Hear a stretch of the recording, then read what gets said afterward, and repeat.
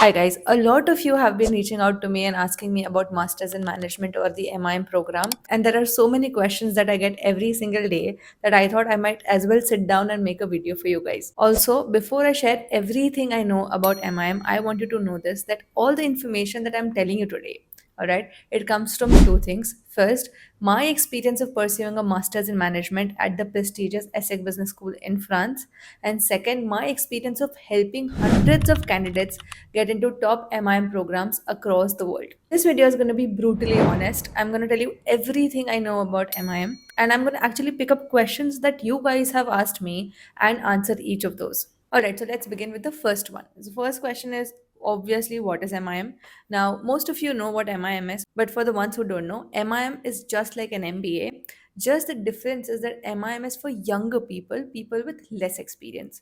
How much experience do you need for MIM? Generally, the requirement for most universities abroad is 0 to 2 years. However, I've seen that a lot of European programs also accept people with a little more experience. So there are people with even 3 or sometimes 3.5 years of experience, which I personally don't think is ideal to do. But if you still think that MIM is a better option, you might want to explore those schools who accept a little older candidates. And second, and the most important question that people ask me is whether MIM is worth it. Now, let me tell you this. MIM is definitely worth it, and I can tell you with full confidence, but only and only if you end up going to a top university. Now, I see a lot of people talking on Reddit, posting comments on different videos that MIM is not worth it. But trust me, all of these people have gone through bad experiences because they ended up going to a very bad university. Maybe the consultant didn't guide them well and push them to tier 2 or tier 3 universities, and that's when they have bad experiences. You don't trust me, you can go on LinkedIn and do your own research. Check what students from HEC, LBS, ESSEC, and other top MIM programs are doing. All of them would have landed a few internships and definitely landed jobs if they graduated a few years earlier. Yes, I'm not going to sugarcoat and tell you that, okay, if you do an MIM, you will definitely get a job. That's not even the case with an MBA. But yes, if you do end up going to a good university, if you do the right things, meaning you do internships, you do everything that's needed in that job market, you will definitely land a job. Most of my clients who have pursued MIM, in fact, my batchmates, all of them have jobs only because they ended up going to a good university. So make sure to not be fooled by any consultants and make sure you end up only at very good universities. If not this year, improve your profile, do things that are needed to get into good universities, and try to apply next year. Next question that a lot of students have asked me is whether MBA is better than an MIM.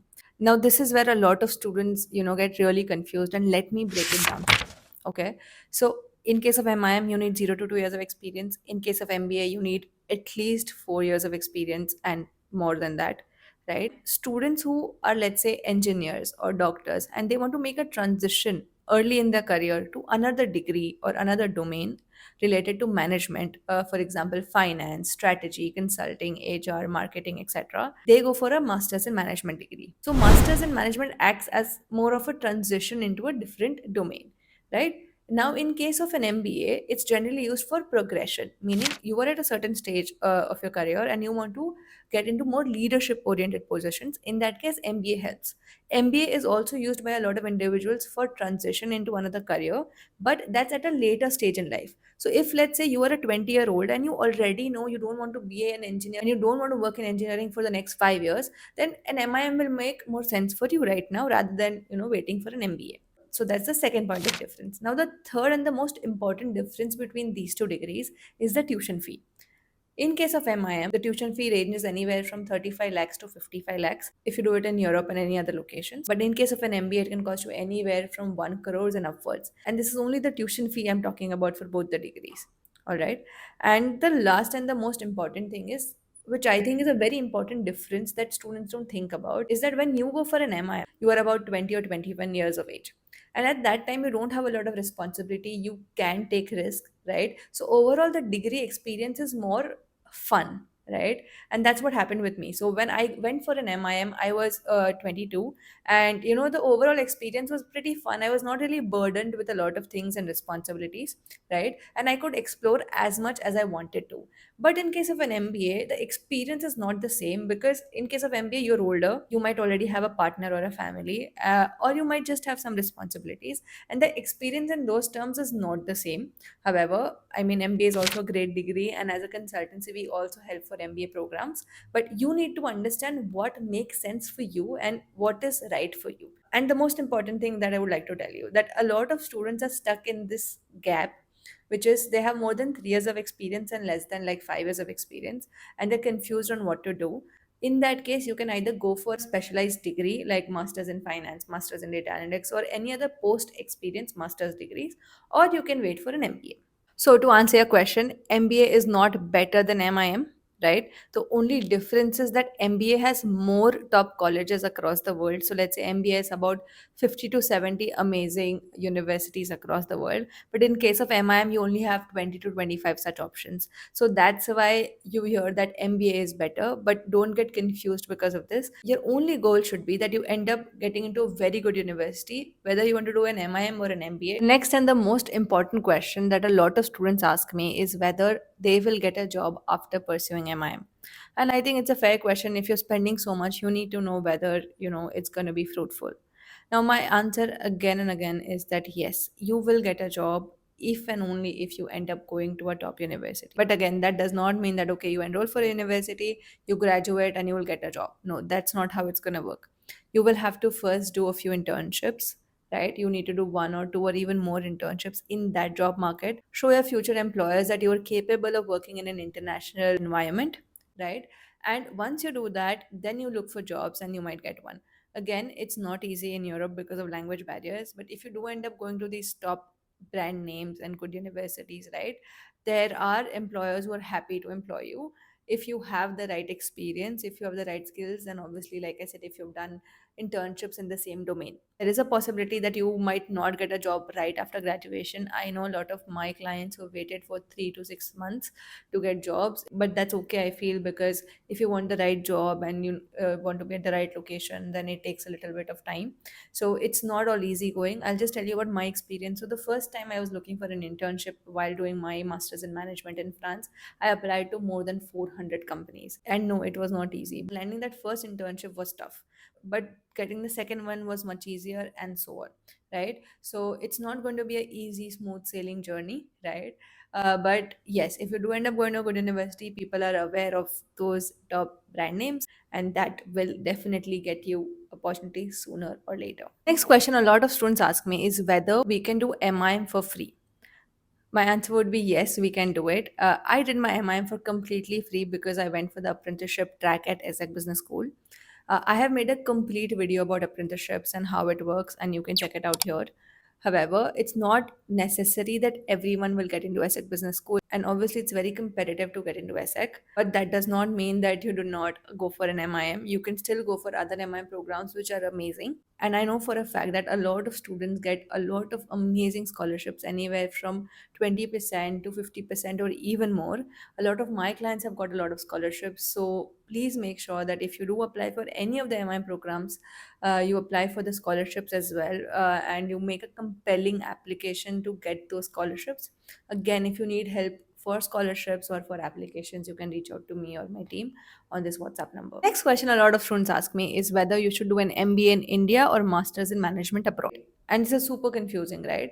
But let me tell you this, getting into a top university in India is very, very tough, mainly because of all the competition that there is, right?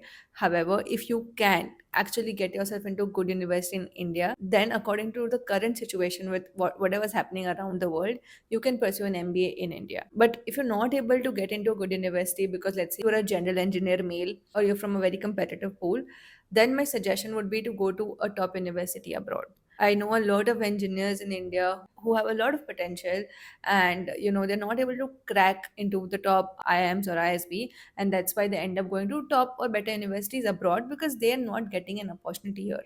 So India is great, and in fact, we also help a lot of our clients apply to Indian business schools. So we have clients going to ISB, Bitsom, etc. But If you're not able to get in, then what to do? You cannot wait for another year, waste another year, and then apply abroad, right? So my suggestion would be, if you're preparing for your masters, be it in India or abroad, do it together. Meaning, prepare for CAT and also prepare for GMAT or GRE, and target both the locations, India and abroad. And depending on the best offers you're getting, depending on the best scholarships you're getting, and obviously the university you're getting into, you can take a call.